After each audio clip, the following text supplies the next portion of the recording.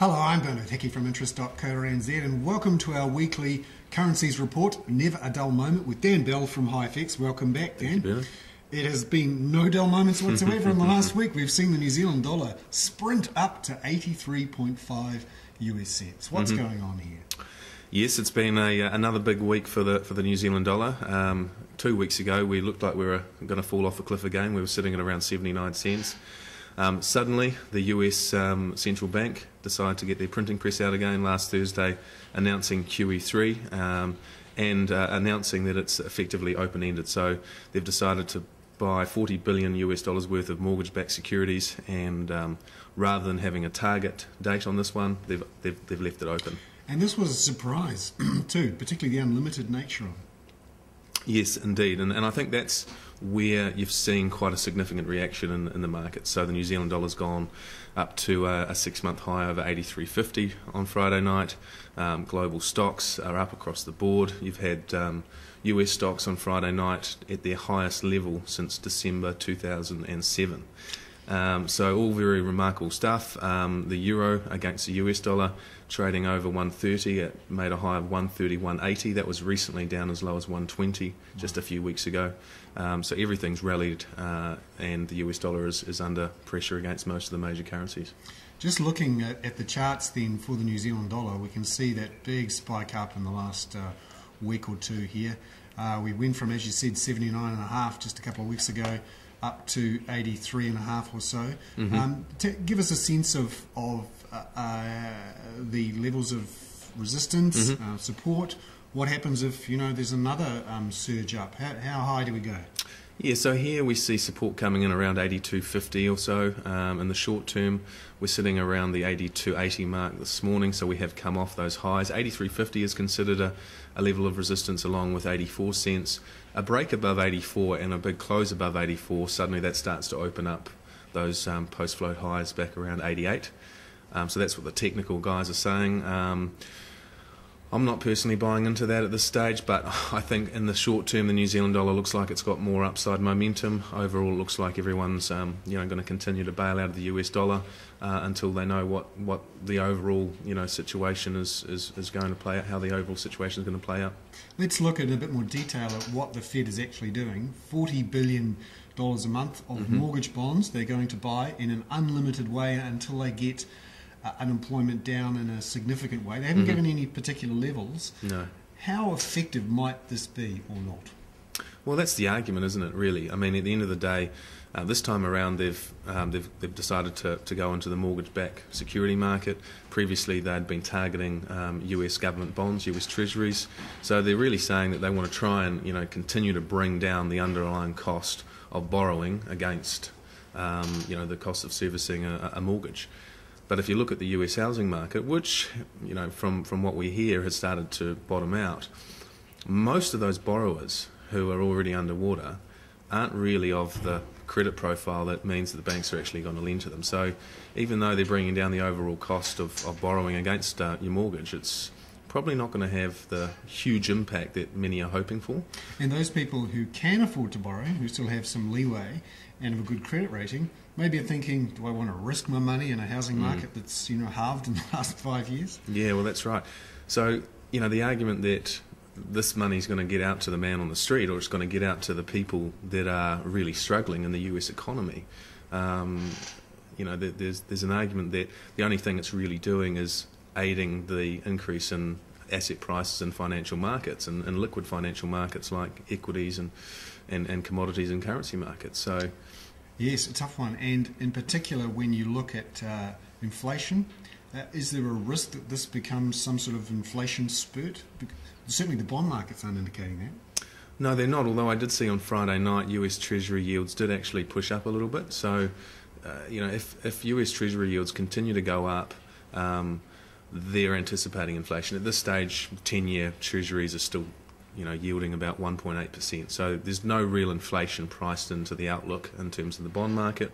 But that could change. I mean, there are certainly risks that if you keep on printing money, and at some stage it's going to have an unintended consequence, and that unintended consequence could be inflation. We've seen inflation starting to pick up in the US. The recent CPI numbers were a little bit higher, but certainly nothing meaningful at this stage. But the risk is if inflation picks up and that starts to get reflected in bond prices, well, then the market takes over and the bond vigilantes take over, and suddenly yields continue to go higher. So, yeah, it's a very interesting time ago. Now, just looking, we're up against the US dollar, but we're also up against the Australian dollar. In the last few weeks, there's been some bad news in Australia. Iron ore prices have slumped.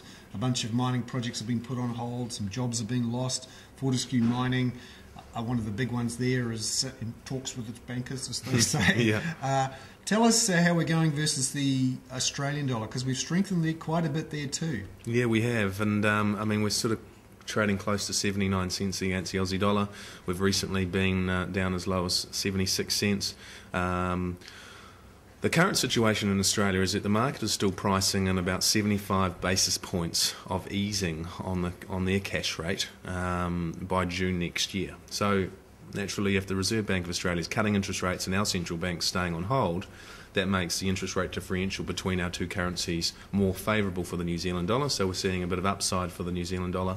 Also, our commodity prices, which are more focused on soft commodities like food, are actually holding up quite well compared to Australia's commodities like iron ore, which have been hammered over the last few months. So the drought in the US has supported a lot of the food commodities out there, but the slowdown in China is really seeing quite a significant pullback in those metals prices in Australia. So there is reason to believe, I think, that the New Zealand dollar continues to trend up against the Australian dollar over the next few months, particularly given that our central bank isn't talking about cutting interest rates.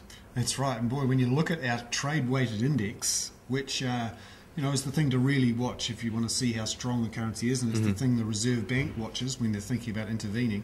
There's been a real spike up, and we're near these highs of around 74 or so. Last time we got up here was very painful, and when you think about the last time the Reserve Bank intervened, we're talking back here when the TWI was up around the 76 mark. So certainly that's tough for exporters.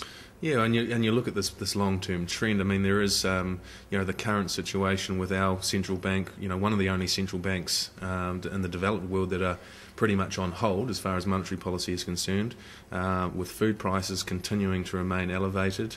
The New Zealand dollar could continue to go up, which as we know is not a good recipe for our exporters at the moment. Good to be an importer, though. I'm looking forward to my flat screen TV. The euro, against the euro, we haven't been quite so strong. Tell us where we are with the euro situation, which unusually has been off the front pages for the last week or so. Yeah, it has. The euro situation hasn't gone away, that's for sure, but for now the focus has been on the US Central Bank last week. The week before we had the European Central Bank come out with their own form of quantitative easing. So they're out there, buying European government bonds, and will continue to do so until their economy recovers. What we've seen in the euro versus the US dollar, I think, is just a big reversal in a lot of short positions. So if you go back a month or so ago, everyone thought Europe was going to fall off a cliff again, and a lot of speculators were putting on positions selling euro against the US dollar and other currencies. We've seen a bit of a reversal in that. The euro's been one of the strongest currencies over the last couple of weeks on the basis that it had a lot of net short positions against it. Those are being unwound, which is why the New Zealand dollar's underperformed relative to the euro. But I do think we're going to find some strong support against the euro, because ultimately their central bank is undertaking their own form of money printing, whilst ours is not, and the New Zealand dollar continues to be anchored somewhat by commodity prices. That's the thing, isn't it? We've got every major central bank in the world: the US Federal Reserve, the European Central Bank, the Bank of Japan, potentially later this week, announcing its own new version of money printing. We've got the People's Bank of China easing monetary policy, the Bank of England printing money. Yeah. We've got rate cuts in Australia, yet in New Zealand we're doing nothing. That must be a recipe for New Zealand dollar strength long term.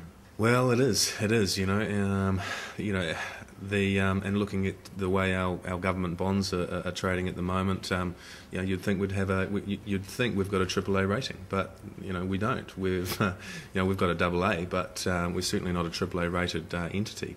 But I suppose, as you say, with all these central banks out there printing away, where else do you go if you're an offshore investor? And we're such a small currency in the big scheme of things that it only takes a little bit of interest, and suddenly our currency is rocketing higher.